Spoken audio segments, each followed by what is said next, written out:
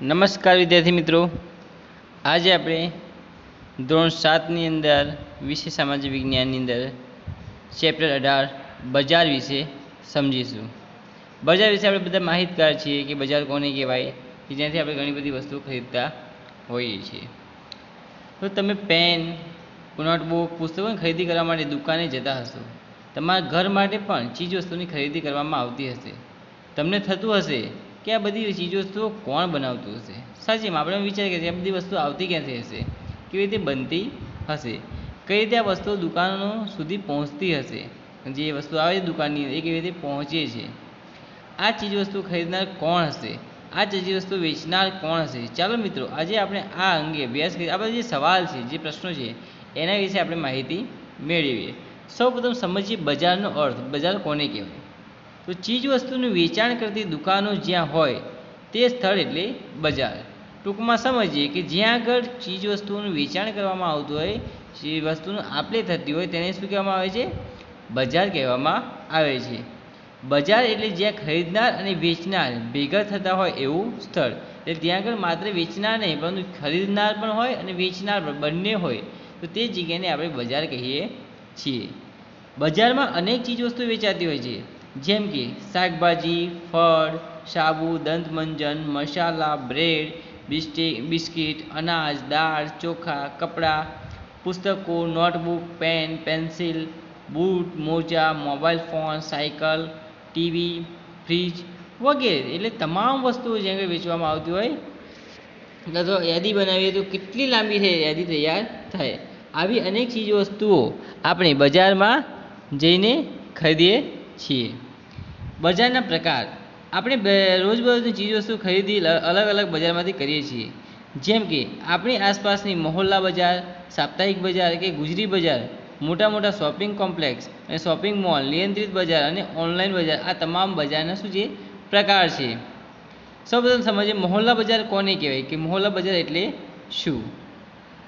આ દુકાનોમાં વિવિધ ચીજ વસ્તુઓ ગ્રાહકને દેખાય એ રીતે જ ગોઠવેલી હોય છે। એ સામાન્ય રીતે જ્યાં આગળ બધા બેસીને વેચતા મહોલ્લા જેવી હોય, સોસાયટી હોય, તેની વચમાં રસ્તાની સાઈડમાં જે વેચે છે મહોલ્લા બજાર તરીકે ઓળખવામાં આવે છે।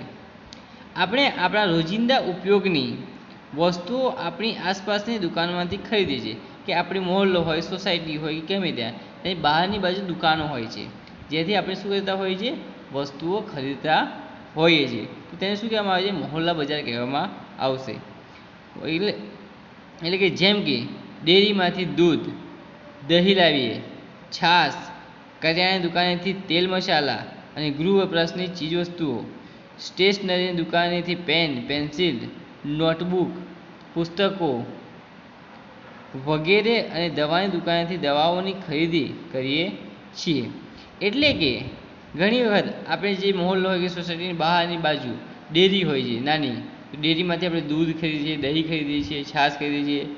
બીજું છે કરિયાણાની દુકાનેથી તમે તેલ ખરીદો છો, મસાલા ખરીદીએ છીએ આપણે, ગૃહ વપરાશ એટલે ઘર વપરાશ માટેની ઘણી બધી ચીજ વસ્તુ આપણે આપણી આજુબાજુમાંથી ખરીદતા હોઈએ છીએ। બીજું કે સ્ટેશનરીની દુકાન કે જ્યાંથી આપણે પેન છે, પેન્સિલ છે, નોટબુક છે, ચોપડી છે, તે તમામ વસ્તુ ખરીદતા હોઈએ છીએ। આ ઉપરાંત મેડિકલ સ્ટોર હોય આપણી મહોલ્લાની આજુબાજુ, તો ત્યાંથી આપણે દવાઓ ખરીદતા હોઈએ છીએ। તેમજ રસ્તાની આજુબાજુની નાની દુકાનો કે રેંકડાઓમાંથી ફળ, એટલે કે રસ્તામાં ઘણી બધી જગ્યાએ નાની નાની લારી હોય છે, કોઈ બેસીને વેચતા હોય છે, તે દુકાન હોય છે, એટલે રેંકડીઓમાં ફળ હોય છે, એ લારીની અંદર ફળ હોય છે, શાકભાજી હોય છે, કે વાર તહેવારે રમકડા વેચવા માટે પણ લોકો આવતા હોય છે। પતંગોની સમયે લોકો પતંગો પણ વેચતા હોય છે, અને અન્ય વસ્તુઓ પણ ત્યાં વેચાતી હોય છે, એ વસ્તુઓ આપણે ખરીદતા હોઈએ છીએ। તો તેને આપણે શું કહીશું? મહોલ્લા બજાર તરીકે આપણે તેને ઓળખી શકીએ છીએ। એટલે કે રમકડા, કોઈ તહેવાર આવે છે, આપણે રમકડાની વાત કરીએ, કોઈ તહેવાર આવતો હોય તો તહેવારના સમયે આપણે શું ખરીદીએ છીએ? રમકડા। દિવાળીનો તહેવાર હોય, નાતાલનો તહેવાર હોય, કે પછી કોઈ બી તહેવાર હોય, રમઝાનનો તહેવાર હોય, કે ગમે તે તહેવારના ટાઈમે આપણે ઘણી બધી નવી નવી વસ્તુઓ લોકો વેચવા માટે લારી લઈને આવતા હોય છે, રેંકડિયા લઈને આવતા હોય છે। અત્યારે તો લોકો ગાડીમાં પણ આવતા હોય છે ઘણી બધી વસ્તુઓનું વેચાણ કરવા માટે। તો આ આપણે શું સમજ્યા? મહોલ્લા બજાર। આ તમામ વસ્તુઓને શું કહેવામાં આવે? ઓળખીએ આપણે મહોલ્લા બજાર તરીકે ઓળખીએ છીએ। બાજુમાં ચિત્રમાં જોઈ શકીએ છીએ આપણે કે એક મહોલ્લો આપ્યો છે કે જેની અંદર ઘણા બધા લોકો વસ્તુ વેચાણ કરવા માટે બેઠેલા જોવા મળે છે। તો મોહલ્લા બજારની અંદર આ દુકાનોના આપણા ઘરની આજુબાજુ જ હોય છે। મોહલ્લા બજારની અંદર મુખ્ય બાબત શું છે કે આ તમામ વસ્તુઓ વેચનાર લોકો આપણી આજુબાજુ જોવા મળે છે, આપણે ઘરથી દૂર જવું પડતું નથી। બીજું છે આપણી જરૂરિયાતના સમયે દિવસ દરમિયાન ગમે ત્યારે ખરીદી કરી શકીએ છીએ। મોહલ્લા બજારની મહત્ત્વની બાબત એ છે કે આપણી જરૂરિયાત પ્રમાણે આપણે સવારમાં ઉઠ્યા છીએ અને આપણે ટૂથબ્રશની જરૂર છે તો સવારમાં ઉઠ્યા ટૂથબ્રશ ખરીદી શકીએ છીએ। આપણે બપોરે કંઈક શાકભાજી બનાવી છે, શાકભાજી લેવા માટે આપણે તે સમયે જઈ શકીએ છીએ। એટલે આપણે જ્યારે જરૂરિયાત સમયે ગમે ત્યારે દિવસની અંદર જરૂર પડે તે સમયે આપણે તેને આપણે ખરીદી શકીએ છીએ। આ દુકાનદાર તેમના નિયમિત ગ્રાહકોને ઉધારથી પણ વેચાણ કરે છે। એટલે બીજું મહત્ત્વનું શું છે કે મોહલ્લા બજારની અંદર કોઈ બી દુકાનદાર હોય તો જે નિયમિત ગ્રાહક હોય, નિયમિત ગ્રાહક એટલે કે જે દરરોજના માટે વસ્તુ ખરીદવા માટે આવતા હોય છે તેમને તે લોકો ઉધાર એટલે કે બાકી આપતા પૈસા મંથલી લેતા હોય છે, મહિને પૈસા લેતા હોય તો અઠવાડિયે પૈસા તે લોકો લેતા હોય છે।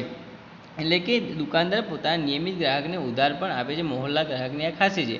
આપણે કોઈ શોપિંગ સેન્ટરમાં જશો કે શોપિંગ મોલમાં જશો તો ત્યાં તમને કોઈ બાકી આપી ના આપે, ત્યાં ઉધાર કોઈ આપતું નથી, પરંતુ મોહલ્લા બજારની અંદર એ વસ્તુ આપણે ઉધાર અથવા બાકી મળી શકીએ છીએ। ગમે ત્યારે જઈએ આપણે દિવસની અંદર તો ખરીદી પણ કરી શકીએ છીએ। આ મોહલ્લા બજારની એક મહત્ત્વની ખાસિયત માનવામાં આવે છે કે ત્યાં આગળ કોઈ પણ વ્યક્તિ ગમે ત્યારે વસ્તુ ખરીદી શકે છે અને પૈસા પણ આપણે પછી તેને આપી શકીએ છીએ। હવે આગળ સમજવાનું છે આપણે તેના પછી આવે છે ગુજરી કે સાપ્તાહિક બજાર। નવું શું છે એમ પછી ગુજરી અથવા સાપ્તાહિક બજાર। તો આપણે ઘણી વખત ગુજરી ભરાતી હોય, રવિવારના સમય હોય છે નડિયાદની અંદર પણ આપણે જોઈએ છીએ ઘણી બધી જગ્યાએ ગુજરી ભરાતી જોવા મળે છે।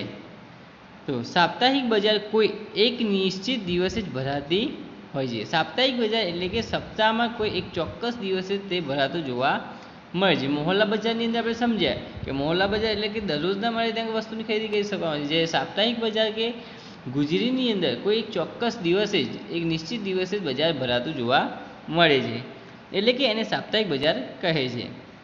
કેટલાક વિસ્તારોમાં તેને હાટ કહેવામાં આવે છે, ઘણી જગ્યાએ તેને હાટ પણ તરીકે ઓળખવામાં આવે છે। ઉદાહરણ તરીકે દર શનિવારે આ બજાર ભરાતી હોય તો શનિવારી બજાર, એટલે કે જો જે દિવસે શનિવાર હોય તો શનિવારે, રવિવાર તો રવિવારી કહીએ છીએ, આપણે શુક્રવારી કહીએ, જે દિવસે ભરાતી હોય તો તે પ્રમાણે તેને ઓળખવામાં આવે છે। આ બજાર ભરાતા હોય તો શનિવારી બજાર વેપારીઓ દિવસ દરમિયાન તેની વેચાણની ચીજો લાવે છે અને સાંજ સુધીમાં દુકાન સંકેલીને જતા રહે છે। એટલે કે સાપ્તાહિક બજારની અંદર કોઈ પણ વેપારી વસ્તુ લઈને આવે છે અને એને લાગે કે દિવસની અંદર આ વસ્તુ આટલી વેચાઈ જશે તો એટલી વસ્તુ લાવે છે અને સાંજ પડે એટલે તે પોતાની દુકાન બંધ કરીને બધું વસ્તુ લઈને ત્યાંથી નીકળી જાય છે। બીજા દિવસે કોઈ બીજી જગ્યાએ જઈને ત્યાં દુકાન લગાવે, બીજા દિવસે કોઈ નવી જગ્યાએ સાપ્તાહિક બજાર ભરે તો ત્યાં આગળ જઈને દુકાન લગાવે છે। દેશભરમાં અનેક જગ્યાએ આવા હજારો બજારો લાગે છે જેમાં લોકો પોતાની રોજબરોજની ચીજવસ્તુઓ ખરીદે છે। એટલે ઘણા બધા લોકો અહીંયા વેચાણ કરતા હોય છે। જરૂરિયાતની ઘણી વસ્તુઓ એક જ જગ્યાએથી મળી રહે છે। નાના વેપારીઓ તેમજ કારીગરોને રોજબરોજ મળી રહે છે। વેપારીઓની દુકાનનું ભાડું, વીજળી વેરો, કર્મચારીનો પગાર વગેરે ખર્ચ થતો ન હોવાથી ચીજ વસ્તુઓ સસ્તા ભાવે વેચી શકે છે। હવે જોઈએ શોપિંગ કોમ્પ્લેક્સ અને મોલ। આપણી આસપાસની દુકાનો અને સાપ્તાહિક બજારો સિવાય મોટા શહેરોમાં બીજા બજારો પણ હોય છે। એટલે મોટા મોટા શોપિંગ કોમ્પ્લેક્સ અથવા તો મોલ જોવા મળે છે। એક જ બિલ્ડિંગમાં એકસાથે કેટલી અલગ અલગ પ્રકારની દુકાનો હોય છે જેને શોપિંગ કોમ્પ્લેક્સ કહે છે। મોટા શહેરોમાં બહુમાળી ઇમારત, અલગ અલગ માળ ઉપર અલગ અલગ પ્રકારની વસ્તુઓ મળતી હોય છે જેને મોલ કહેવામાં આવે છે। એટલે કે અલગ અલગ માળ ઉપર અલગ અલગ વસ્તુ વેચાતી હોય છે તેને શું કહેવામાં આવે છે? મોલ તરીકે ઓળખવામાં આવે છે। જેમાં આપણે નાની મોટી કંપનીઓ, બ્રાન્ડેડ અને બ્રાન્ડ વિનાની વસ્તુઓ મળી જાય। મોટી કંપનીઓ જાહેર ખબરો દ્વારા ઊંચી ગુણવત્તાની જાહેરાતો કરીને આ બ્રાન્ડેડ વસ્તુઓ ઊંચા ભાવે આવા મોટા શોરૂમમાં વેચતી હોય છે જેની કિંમતો વધુ હોવાથી અમુક લોકો જ આવી વસ્તુઓ ખરીદી શકે છે। શોપિંગ મોલની અંદર કે શોપિંગ કોમ્પ્લેક્સની અંદર માત્ર અમુક વ્યક્તિઓ જ ખરીદી શકે, જેની પાસે પૈસા વધારે છે એ લોકો આવી જગ્યાએ ખરીદી કરવા જતા હોય છે। નહીં તો બધા બજાર જે મોટાભાગના લોકો હોય છે, ગુજરી જે સાપ્તાહિક છે કાં તો મોહલ્લા બજારમાંથી ખરીદી કરતા હોય છે। ગ્રાહકને કેન્દ્રમાં રાખીને દુકાનો સજાવવામાં આવે છે, એટલે કે કોમ્પ્લેક્સની અંદર ગ્રાહકોને ધ્યાનમાં રાખીને પોતાની દુકાનનું ડેકોરેશન કરવામાં આવતું હોય છે, તૈયારી સજાવવામાં આવતી હોય છે। વિવિધ બ્રાન્ડની અનેક વસ્તુઓ એક સાથે વેચાતી હોય છે, જેથી ગ્રાહકને પસંદગીની તક મળે છે। અહીંયા અલગ અલગ બ્રાન્ડની વસ્તુ અલગ અલગ રીતે વેચાતી જોવા મળે છે, એટલે વ્યક્તિ પોતાની પસંદગી પ્રમાણે ત્યાં ખરીદી કરી શકે છે। વાતાનુકૂલિત મોલમાં ગ્રાહક પોતાનો પૂરતો સમય આપીને વિશેષ છૂટ મળતી હોય તેવી વસ્તુ ખરીદી શકે છે। ગ્રાહકને વસ્તુની છાપેલી કિંમત પર વિશેષ વળતર આપવામાં આવે છે। ગ્રાહક કાઉન્ટર પર રોકડ, ક્રેડિટ કાર્ડ કે ડેબિટ કાર્ડ, નેટ બેન્કિંગથી ચૂકવણી કરી શકે તેવી વ્યવસ્થા હોય છે। શોપિંગ મોલની અંદર મહત્ત્વની કોઈ બાબત હોય તો કોઈ પણ વ્યક્તિ રોકડા છે, ક્રેડિટ કાર્ડ છે, ડેબિટ કાર્ડ છે, કાં તો નેટ બેન્કિંગ દ્વારા પૈસાની લેવડ દેવડ કરી શકે છે અને વસ્તુ ખરીદી શકે છે। જ્યારે મોહલ્લા બજારની અંદર કે ગુજરી કે સાપ્તાહિક બજારની અંદર આ વ્યવસ્થા થઈ શકતી નથી, કારણ કે ગુજરીની અંદર વ્યક્તિ એક જ દિવસ માટે બજાર લગાવે છે અને બીજા દિવસે બીજી જગ્યાએ જાય છે, તે માટે ત્યાં આગળ નેટ બેન્કિંગ કે ડેબિટ કાર્ડ કે ક્રેડિટ કાર્ડ દ્વારા ખરીદી વેચાણ કરી શકાતું નથી। જે શોપિંગ કોમ્પ્લેક્સની અંદર આ વસ્તુ શક્ય બને છે।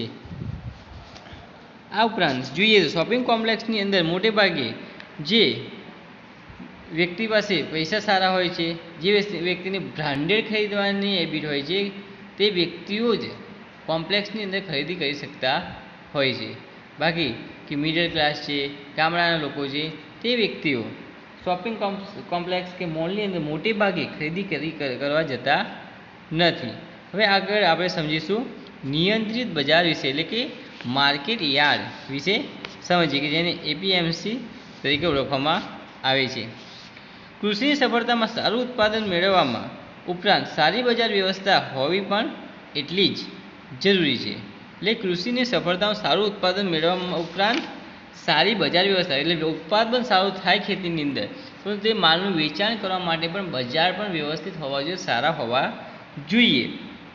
આઝાદી પછીના તબક્કામાં ખેતી ઉત્પાદનના વેચાણની ચોક્કસ વ્યવસ્થા ન હોવાને લીધે ખેડૂતોનું શોષણ થતું હતું। જ્યારે ભારત દેશ આઝાદ થયો તે સમયે ઉત્પાદન તો સારું થતું, પરંતુ તે સમયે બજારની કોઈ સારી વ્યવસ્થા હતી નહીં, તેથી ખેડૂતોનો જે માલ હતો તે સસ્તા ભાવે ખરીદી લેવામાં આવતો હતો અને એમનું શોષણ કરવામાં આવતું હતું।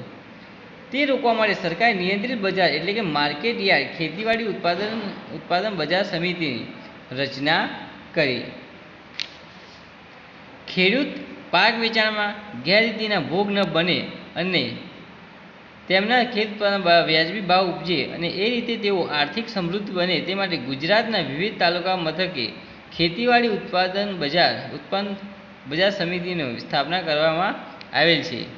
એટલે કે ખેડૂતોને પોતાની વસ્તુનું ઉત્પાદનનું યોગ્ય ચૂકવણી કરવામાં આવે, યોગ્ય ભાવ મળે તે માટે ગુજરાત સરકાર દ્વારા દરેક તાલુકાની અંદર એક શું બનાવવામાં આવ્યું છે, ખેતીવાડી ઉત્પન્ન બજાર સમિતિની રચના કરવામાં આવી છે। અને ખેતીવાડી ઉત્પન્ન બજારની રચના કરવામાં આવી તેથી ખેડૂત પોતાના માલને ત્યાં વેચી શકે છે અને સારી આવક મેળવી શકે અને આર્થિક રીતે સમૃદ્ધ બની શકે છે। ખેડૂતોની ખેત પેદાશોનું જાહેર હરાજીથી વેચાણ કરવામાં આવે છે। વેપારનું નૈતિક ધોરણ જળવાય છે। ભાવ નિર્ધારણમાં પારદર્શિતા વધે છે। ભાવ નિર્ધારણ છે તે નક્કી થાય છે અને પારદર્શિતા એટલે કે જે ભાવ બજારમાં હોય એ જ ભાવ ખેડૂતોને મળતો હોય છે। ખેડૂતોને તેમના ખેત ઉત્પાદન વધુ સારા ભાવ મળી શકે છે। વેપારીઓને ચોખ્ખો અને સારો માલ એક જ જગ્યાએથી પૂરતા પ્રમાણમાં મળી રહે છે। કોઈ પણ વેપારીને માલની કોઈ ખરીદી કરવી હોય તો એક સાથે જેટલો પણ માલ જોઈએ તે સારો અને એક જ જગ્યાએથી મળી રહે છે। વિવિધ સેવાઓ જેવી કે બેન્કિંગ, ધિરાણ, વીમો, ગોદામ, અન્ય સુવિધાઓનું નિર્માણ વગેરેની અમલવારી અસરકારક રીતે થાય છે। રેડિયો, વર્તમાનપત્ર, ટીવી તથા ઓનલાઈન મોબાઈલ ફોન પર ખેડૂતો ખેત પેદાશોના દૈનિક બજાર ભાવ મેળવી શકે છે। આ ઉપરાંત ખેડૂતો માર્કેટ યાર્ડમાં રાત્રિ રોકાણ, નિવાસની સુવિધા, તેના પાકને સંગ્રહ કરવા માટે ગોડાઉન વગેરેની સગવડ પણ મળી રહે છે। એટલે કે કોઈ પણ ખેડૂત હોય છે અને માર્કેટ યાર્ડની અંદર દરેક માલ વેચાણ ના હોય અને બહાર ગામથી આવતા હોય તો તે માટે રાત્રિ રોકાણ થઈ શકે, એટલે રાત્રિ રોકાઈ શકે છે। ત્યાં ઉપરાંત તેમને નિવાસ માટે રહેવા માટેની પણ સુવિધા હોય છે। આ ઉપરાંત જે માલ તે લોકો લઈને ગયા છે એ માલ તેમણે બીજા દિવસે વેચવો છે અને બહાર દૂરથી આવે છે તો તે લોકોને માલને સચવાય તે માટે માર્કેટ યાર્ડની અંદર ગોડાઉનની પણ સુવિધા કરવામાં આવે છે, જેથી ખેડૂતના માલને શું થાય છે, રક્ષણ થાય છે. હવે આગળનો પાઠ આપણે બીજા ભાગની અંદર સમજીશું.